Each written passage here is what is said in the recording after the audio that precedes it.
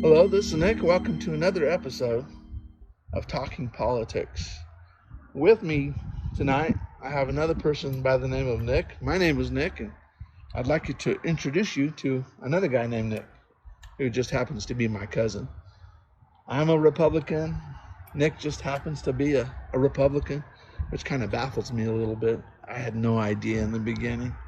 But anyways, we've shared a lot of conversations about what's going on today with all the politics. Now, the things we were talking about, I thought, I want to share. I want to put here on the podcast so you can hear two different conversations, two different thoughts and ideas about what's going on with politics. We both had conversations already, and we have different concepts of what's going on, but we kind of like share our different thoughts and come to agreements and come to disagreements, and we like to go ahead and talk about that. Now, I've talked about some of my thoughts and concepts of what's going on here, and I'm going to give Nick, the other Nick, the fake Nick, an opportunity to go ahead and give you his thoughts about what's going on. All right. Well, first of all, I'd like to tell you the only reason why I'm a Republican right now is because I live in Salt Lake City, Utah, and I had to register as a Republican to vote in the primary to vote against Mitt Romney, and therefore I'm a registered Republican. And but prior to that, I voted. I'm not proud against it or whatever. I voted for Obama. I can delete that. Against Mitt Romney, and for some reason I just do not like Mitt Romney, and I think he's bad. And well, with that being said,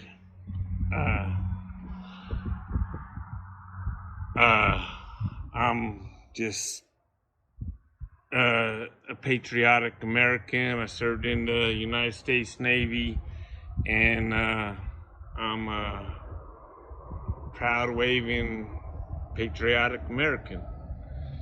So earlier we was talking about what was we talking about already?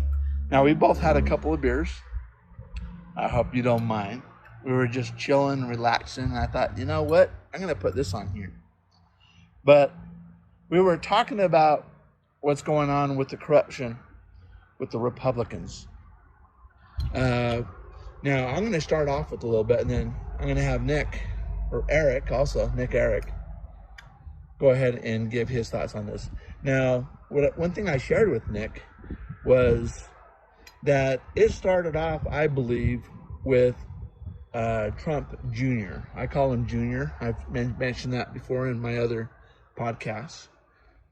Even though he's basically the son of Senior Bush.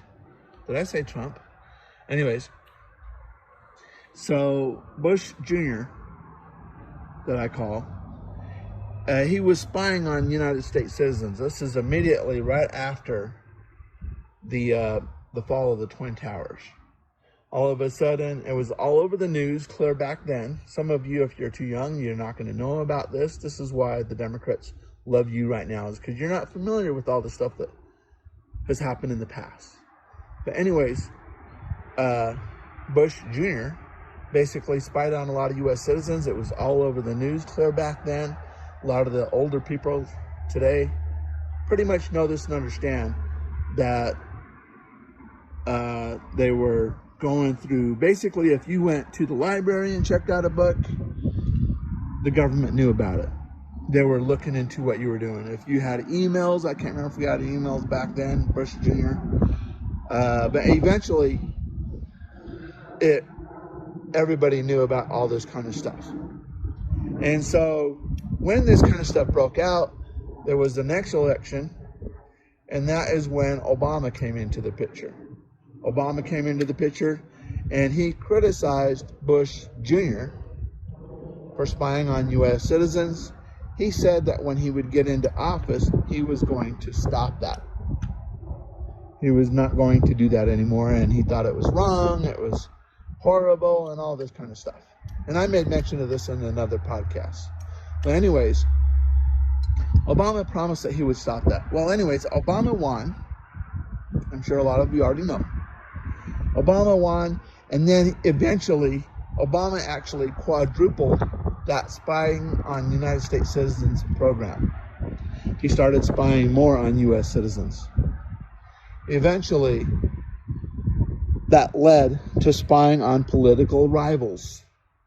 That is when Trump was spied on by the Democratic Party by Obama authorizing the NSA, CIA, and FBI to go ahead and spy on his political rival. That was facilitated by Hillary Clinton, that purchased something called a Russian Steele dossier. She bought that from a fired or retired or whatever MI6 agent who basically put this together. Yeah, so he put that together. She put that together. She bought it for millions of dollars, and she gave that to the FBI, who had been attempting to spy on Trump's organization. The FBI tried it many times, kept failing. Hillary Clinton bought this Russian Steele dossier illegally, gave that to the FBI illegally, and then Obama approved that investigation into Trump, which Obama's administration eventually handed over to the Democratic Party, which used part of that to try to come up with this Russian conspiracy, this collusion between Trump and Russia, which never existed. Eventually, Robert Mueller said it did not exist. It didn't happen. In previous videos, I have Robert Mueller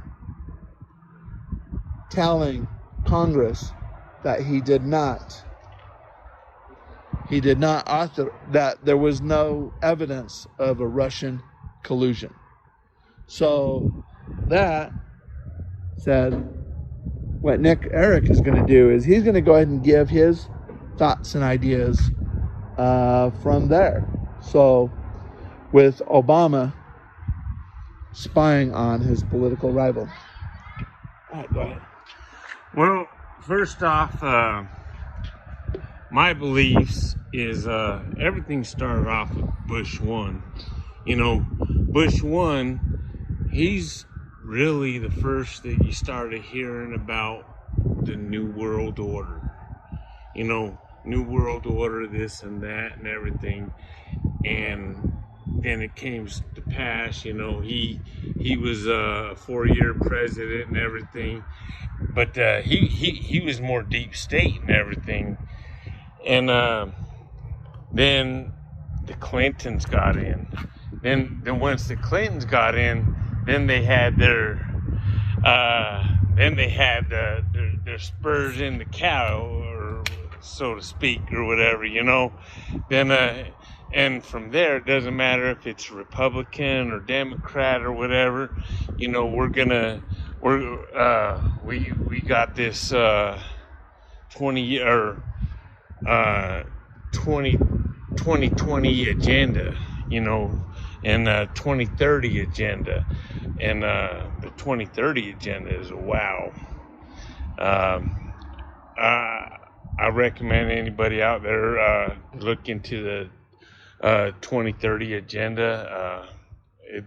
It'll tell you everything that's going on now about the deep state, the coronavirus, and everything locking us down and everything financial. But Hillary was supposed to win because it went to Obama. It went from Bush 1 to Obama 8 years. Then after Obama, Hillary was supposed to do it. They had a 16-year plan, and Trump and and really, I don't know if I'm kind of wary because okay, who's right, who's wrong, you know, because really I think Trump cheated to get the election because or maybe he bypassed the cheating and because America wanted Trump. Then once Trump came in, and if you notice once Trump came in, uh, he never had a full cabinet. He always had somebody acting, acting, acting this and acting that. And when his acting this, they would come in and change the rules and sign the law. And so I really believe Trump is a white hat good guy. But I'm going to go ahead and give a thought on that one for a second. okay, talk to me. My thoughts on that, the reason why Trump had a lot of actings is because the Democrats would not approve the people that Trump had. But And no matter what, they was not going to approve. Now, therefore, he had a lot of acting positions. That's my position on that. Is he couldn't get them in no matter what. So eventually, Trump just gave up. He just like okay, well then we won't go through the normal process of vetting all these people. But did Trump also said he's like, I'd rather work with acting directors rather than somebody confirmed that's in the position, because if they're acting, they can sign his legislature. They can go in and they can say, okay, this is what I want to go on, because doesn't matter if they're confirmed or not by legislature or by the Senate. It doesn't matter if they're confirmed or not. But if they're acting, they have the authority. Then once somebody comes in, because they were the acting Homeland Security. He was doing everything, so the Senate said, "Oh no, well we'll get our guy in or something. We got somebody else." Okay, that's another one of Trump's guys. Okay, then okay, so another thing I want to add to that, the reason why he had a lot of acting people is because no matter who Trump brought in, the Democrats immediately thought, you know what, we need to get some dirt on this guy. Yeah. The new person that Trump brought in. They would start digging for any kind of dirt that they could find on that person. Eventually, Trump got wise to that and figured, you know what, why should I bring them in, get them vetted, and put them into a permanent position? They're just going to still be a target and a bullseye. They're going to walk around. They're going to be the people that the Democrats are going to try to take out. So it's better. They're just going to fill them full of temporary, disposable positions. Yeah, I can agree with that. And but if you notice, like the DOJ, he was active. Okay, he signed all kinds of bills, made changes. Then all of a sudden, okay, we're gonna confirm Barr's William Barr. You know, he's known to us. He's known to Democrats, Republican, and everything. He's gonna be a good guy, and it's still unconfirmed if he's gonna be because right now they're pointing at him and Trump's speaking loud. Oh, he's working against us. But I think on the other side, I think that's okay. Look over here, look over there. But when you're looking over here, they're making progress over here. and somebody's getting arrested, somebody's getting, because they're not focused on this. How do you think Trump put in all his legislations? Because they were looking over here, and he's sneaking things through over here, and that would he's always known that he was going to be the first he was going to be a 4-year president, because Trump served his time from the time he walked in to the time he walked out, and the thing is Trump did more things in 4 years than the Democrats, actually practically 3 years. And the Democrats did in 8 years. Well, he done more in 4 years than all the American presidents have done. Oh, I can agree with that. Well, that's a little. So, I'm kind of blowing it up a little bit, but I still agree with that. I still agree. But I know this is a long game process. Sure, Trump had to lose the election, for us to see what is going on and who cheated and how they cheated. Because if Trump didn't lose the election, and if he would have called martial law and said, no, I won the election, the people behind him would not support him. But what did he want? He walked out of the White House and he said, I'm not done. And but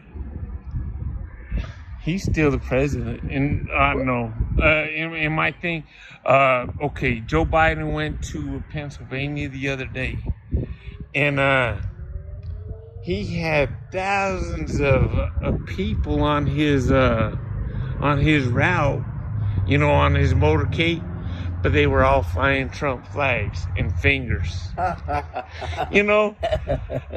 that's the biggest crowd Joe Biden's had for the most popular president in I bet US you were history. one of them. I bet you was in your truck with the flag on the back. Well, I have drove my. I can't lie. I got a big Dodge with that I got my Trump flags wrapped up right now, and I'm ready to rally them. That's one thing I'm ready to rally them and all that. Because it's gonna happen. It might not happen is whatever, but I think the big thing right now is it doesn't matter if Trump's president or Joe Biden's president. Joe Biden, he's speaking loud. The DOJ, they're speaking loud. Okay, but nothing's getting done. Nothing's getting done. They're just saying, okay, we're going to turn America into a socialist country. We're going to pass this law. We're going to do this.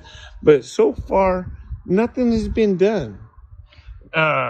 We in Utah, we're living like we did last year. Utah is in its own bubble.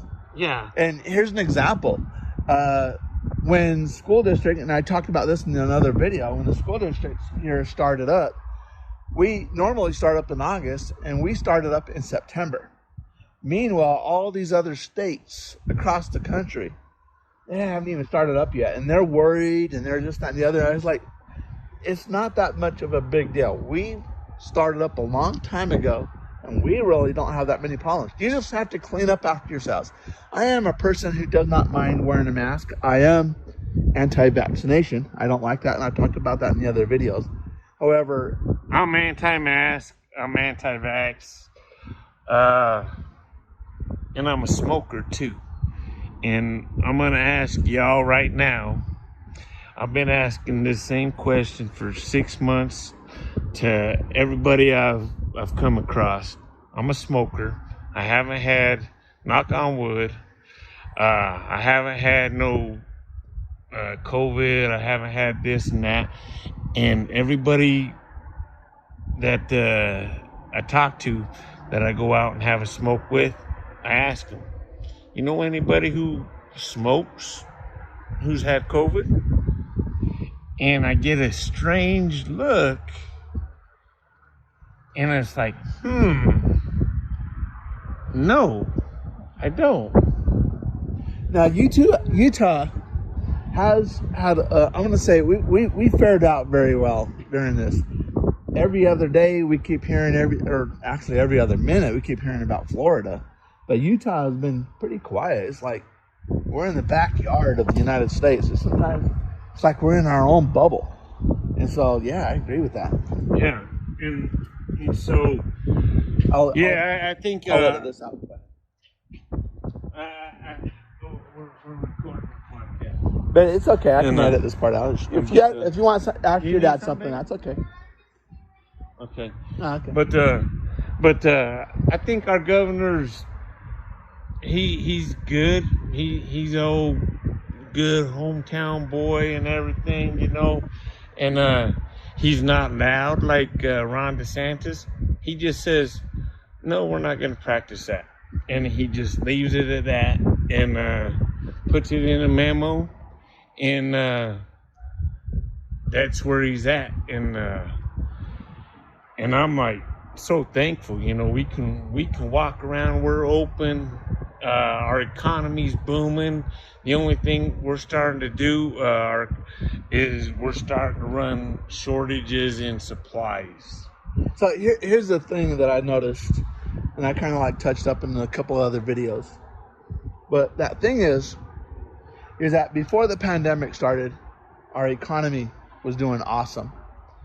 It was already reported, and the Democrats, they just hated this, of course. They hated the fact that we had so many people, minorities, Caucasians, everybody was back to work. The economy was booming. Then, all of a sudden, 1 week or maybe two, right after the impeachment failed, all of a sudden this vaccine hit, this coronavirus hit.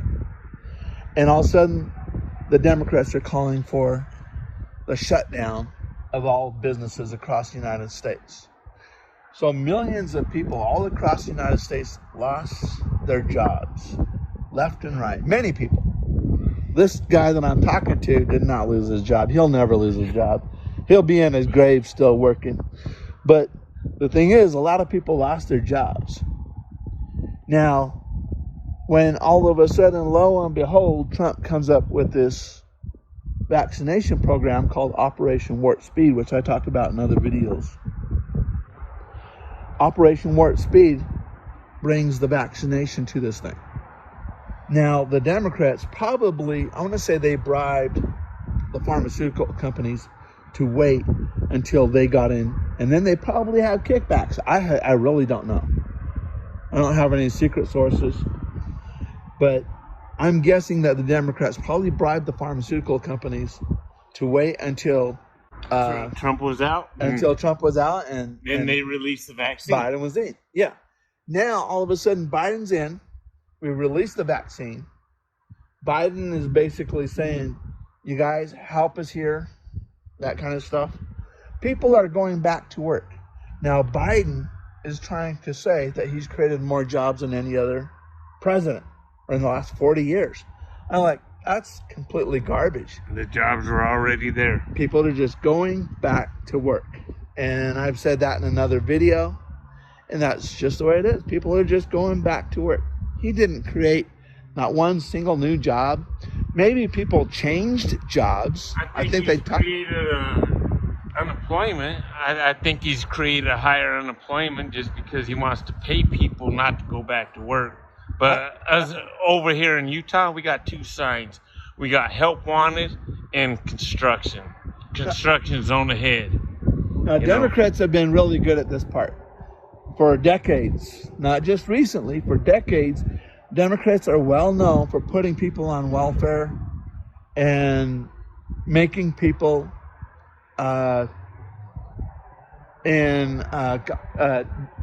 depend on the government. You have your, what was that, Obamacare, which caused people to depend on the government. You had, what else? They want free education. They want people to depend on the government. All that is socialism right there in a nutshell. If you're depending on the government, you're basically all your taxes. Right now, more than 50% of our taxes is going to the government. And that's just the way they want it. They want everybody to depend on the government. Well, really, if you go back in time and you go back into the way you were raised, the only thing a man wants to do is work. Because if a man gets up, goes to work every day, puts his pants on one leg at a time, gets up, goes to work, works hard, and comes home tired and says, I earned my money today, and he's got a self-accomplishment. He feels good about himself. And I guarantee if a man does that, he's gonna make more money than if he sits on his ass on the couch watching TV and collecting welfare or whatever. That goes with the old saying. What's that? Give a man a fish, you fed him for a day. Teach him how to fish, you fed him for a lifetime.